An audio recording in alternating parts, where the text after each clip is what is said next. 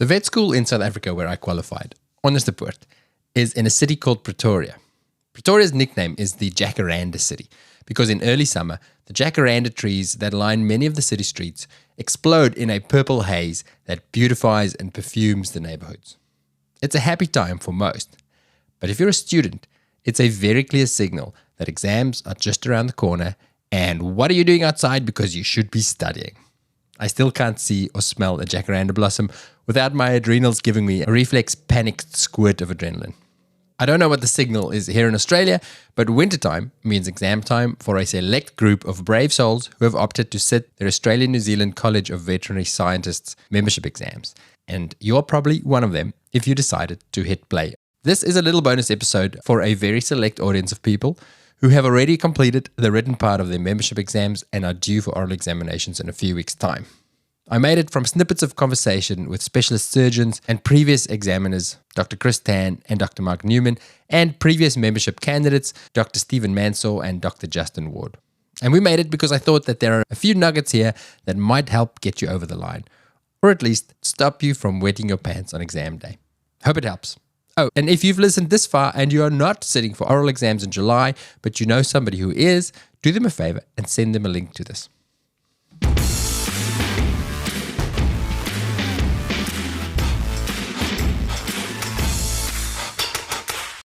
They warn you, but the oral is really daunting. And again, as you know, I love to talk. I'm pretty confident I can talk to anyone, but I really froze up during those orals. I'll say this from experience as both an examinee and examiner in the oral exam, that the examiners are there not to try and stump you, not to try and trick you. They just want to try and assess how much information you have in your brain and can you manage the cases that are in front of you appropriately without killing the animal. Can you do the appropriate treatment that is required? So they'll ask leading questions to try and get that information out of you. They don't want to stump you or trick you. The hardest part, though, is that as they're asking these questions, they're going to be sitting there very, very stony-faced. They shouldn't crack a smile, give you a nod or a shake of a head or any kind of verbal or visual indicator that you're doing the right or the wrong thing. And that's really, really off-putting for a lot of people to be, just basically talking to a stone statue who's got the power of life and death in their hands. It really took me by surprise because the examiners can give you nothing. Their faces are just deadpan. They can't encourage you. They can't smile. They can't say, yeah, that's great. Anything else? Nothing. They just stare at you.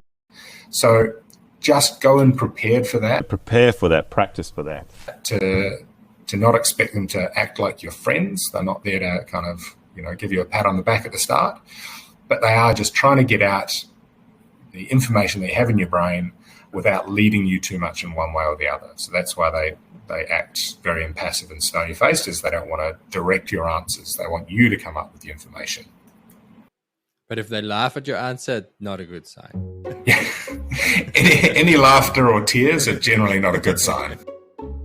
And I've heard of multiple times where friends or colleagues will have given their answer for one part of the oral exam and perhaps it's incorrect or different, and then you reveal more information as the examiner. And how have you had to deal with that or suggest dealing with that?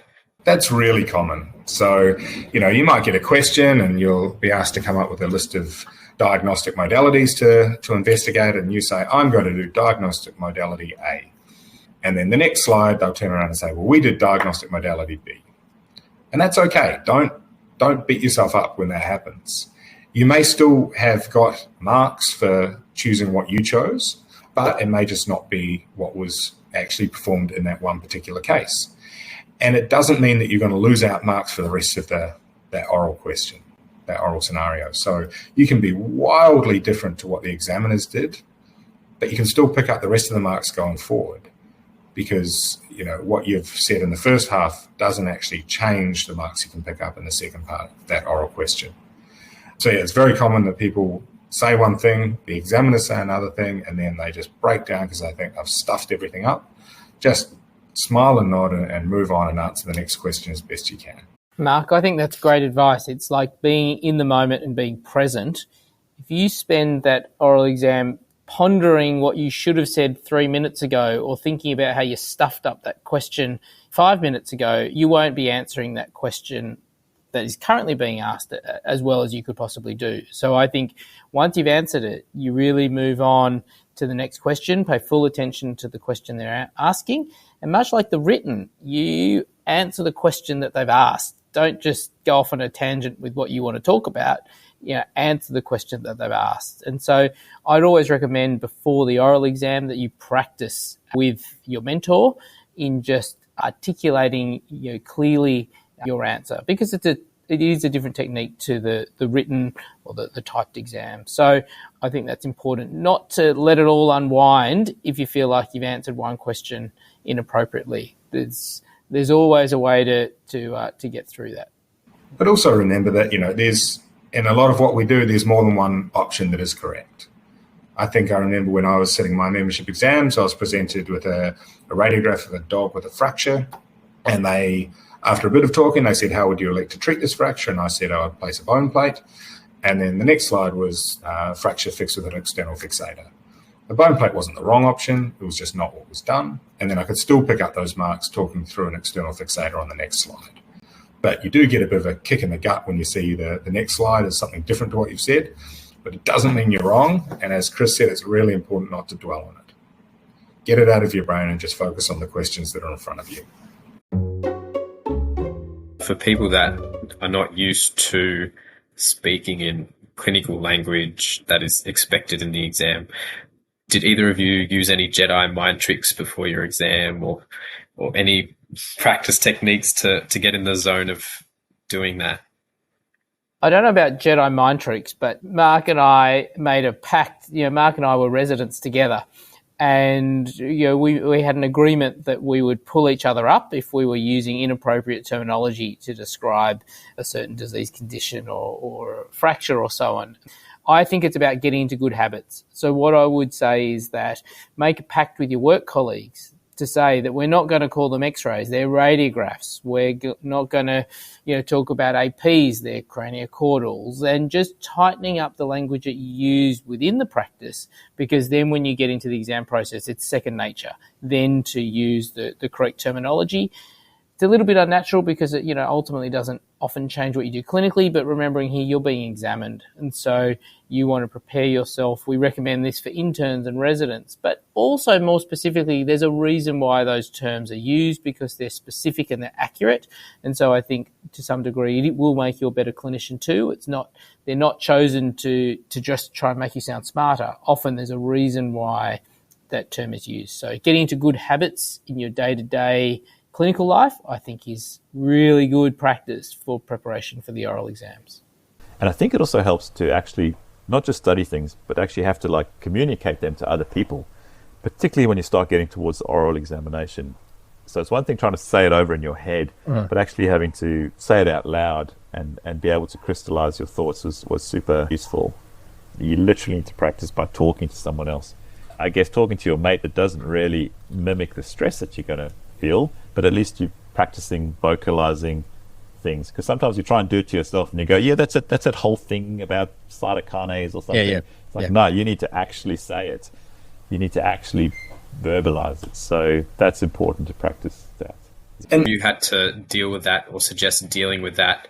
That's really common. So, you might get a question and you'll be asked to come up with a list of diagnostic modalities to investigate, and you say, I'm going to do diagnostic modality A.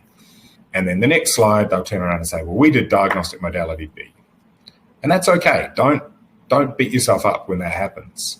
You may still have got marks for choosing what you chose, but it may just not be what was actually performed in that one particular case. And it doesn't mean that you're going to lose out marks for the rest of that oral question, that oral scenario. So you can be wildly different to what the examiners did, but you can still pick up the rest of the marks going forward, because what you've said in the first half doesn't actually change the marks you can pick up in the second part of that oral question. So it's very common that people say one thing, the examiners say another thing, and then they just break down because they think I've stuffed everything up. Just smile and nod and move on and answer the next question as best you can. Mark, I think that's great advice. It's like being in the moment and being present.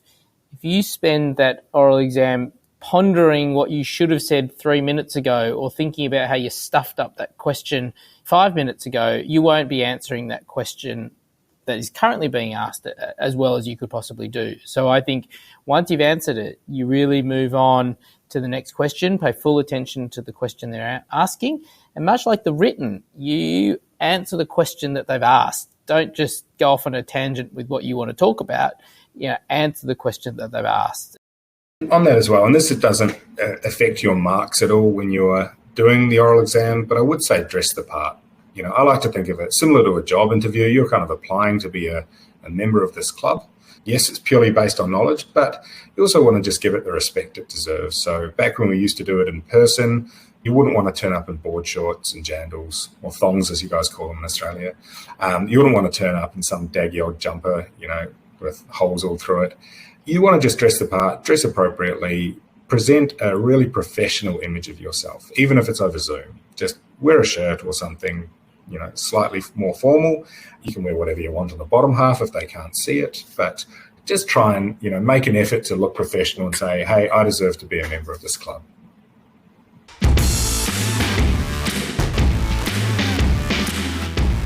Before you disappear, I wanted to tell you about our new weekly newsletter. I speak to so many interesting people and learn so many new things while making the podcast. So I thought I'd create a little summary each week of the stuff that stood out for me. We call it the Vetvault 321, and it consists of, firstly, 3 clinical pearls. These are 3 things that I've taken away from the clinical podcast episodes. My light bulb moments, the penny dropping, any new facts, and the stuff that we need to know to make all the other pieces fit.